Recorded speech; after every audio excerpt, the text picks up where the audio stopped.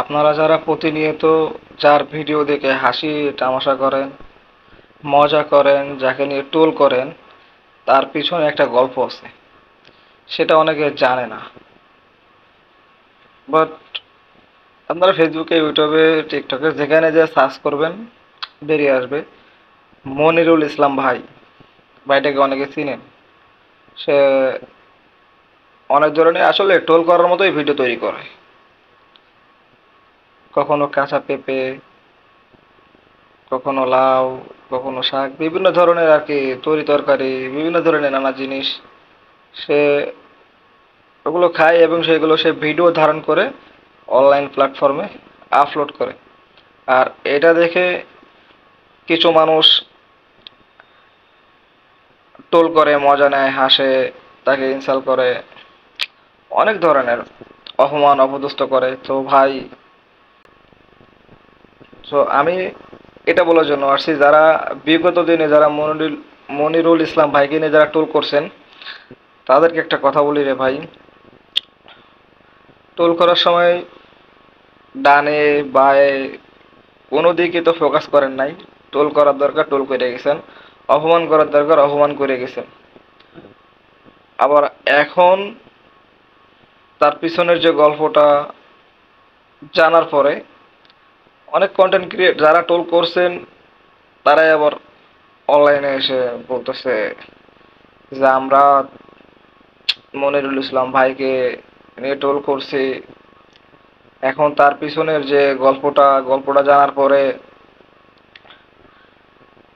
আমি তার ফ্যান হয়ে গেছি। একটা হুজুর সে এই ভিডিও তৈরি করছে যে আমি তার ফ্যান হয়ে গেছি। ভাই, টোল করার সময় মনে ছিল না কোনো কিছু? একটা মানুষের চেহারা দেখে, একটা মানুষের অভিনয় দেখে, একটা মানুষের পোশাক দেখে তোমরা সব বিবেচনা করে ফেলো। কেন রে ভাই? কিসের জন্য? এগুলো কিসের জন্য করো? মানুষ তো, প্রত্যেকটা মানুষ। এগুলো আসলে ঠিক না। তো এখনো অবধি যারা, আমি একটা কথা বলি ভাই, আমার কথা কেউ রাগ হইয়েন না বা কেউ মাইন্ডে নিয়েন না। যারা যারা টোল করছেন তারা ছোট 2-4 সেকেন্ড একটা ভিডিও তৈরি করেন এবং মনিরুল ইসলাম ভাইয়ের কাছে একটু মাপ চান। মাপ চাইলে কেউ ছোট হয় না। আর এই আপনারা যারা এই মনিরুল ইসলাম ভাইকে নিয়ে ভিডিও করবেন, আমার মনে হয় তার একটু পাবলিসিটি বাড়বে, তার একটু ভিউ বাড়বে, তার একটু নাম হইব। আর আমি এটাই চাই সে একটু বড় হোক। কারণ সে অভাব জিনিসটা সে বুঝে, সে জানে এবং সে অভাবের ভিত্তিতে সে জীবনযাপন করছে, যেটা অধিকাংশ মানুষই দেখে নাই বা জানে না অভাব কি জিনিস। সবাই তার একটু উপরে উঠাইয়া দেন। আপনাদের কাছে একটা রিকোয়েস্ট থাকবে, যে যেভাবে পারেন তাকে একটু সাপোর্ট করবেন। জানি না সে পরবর্তীতে কি করবে, সে পরবর্তীতে সে যাই করুক না কেন সেটা তার ব্যক্তিগত ব্যাপার, ওটা নিয়ে আমাদের মাথা ঘামানোর কোনো ইচ্ছা নাই। তো মনিরুল ইসলাম ভাইকে একটা কথা বলতে চাই ভাই, আপনার জীবন কাহিনী শুনে তো ভাই আমি কখনো মানে আর কি চোখে পানি আসবো এই ধরনের কোনো ইয়ে ছিল না, রিয়েক্ট ছিল না। তো আপনার কথাগুলো শুনে ভাই আমার চোখে পানি আসছিল। তো ভাই একটা কথা আপনাকে আমি বলি, কথাটা হচ্ছে গিয়ে ভাই, পিছনের অতীতগুলো মনে রাখবেন। সামনে ধাপিত হবেন ঠিক আছে, কিন্তু পিছনে যে দিনগুলো ফেলে আসবেন ওগুলোর কথা মনে রাখবেন, যে আমি পিছনে এরকম ছিলাম। হ্যাঁ, এটাও দেখছি যে আপনার আইডি টাইডি হারায় গেছে, অনেকে ছলনা করে, প্রতারক করে, বেইমানি করে নিয়ে নিছে। সো যেহেতু আপনি এগুলো বুঝেন না, বিশ্বস্ত লোক বলতে বর্তমান যুগে খুবই কম আছে রে ভাই। আর সব থেকে বড় বিষয়টা আছে,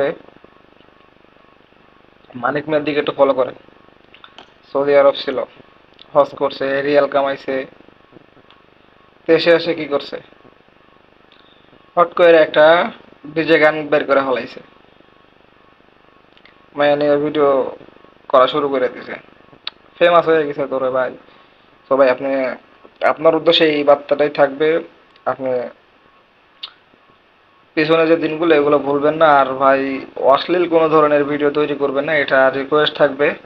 সেটা রিকোয়েস্টটা রাখবেন। যদি আপনার সামনে ভিডিওটা পড়ে তবে রিকোয়েস্টটা রাখার চেষ্টা করবেন। হ্যাঁ, এটা ভালো হবে ভাই, খারাপ না।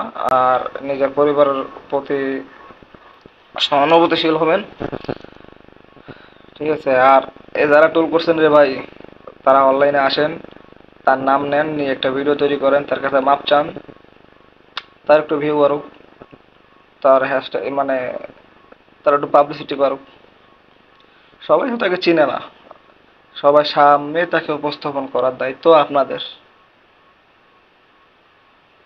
এটুকুই বলার জন্য ভাই আসছিলাম, একটা ভিডিও তৈরি করলাম এই শুধু মনির ভাইকে নিয়ে। আসলে মনির ভাইয়ের কাহিনীগুলো শুনে অন্তরের অন্তরস্থল থেকে ভাই খুবই খারাপ লাগতেছে। আর আমাদের সমাজের আর কি বলবো রে ভাই, সমাজ তো সমাজ, সমাজ জীবনে কোনো কাউকে ভালো করতে পারে না, বরঞ্চ খারাপ করে। সমনির ভাই ভালো থাকবেন, সুস্থ থাকবেন, আপনার জন্য দোয়া রইল। আল্লাহ হাফেজ।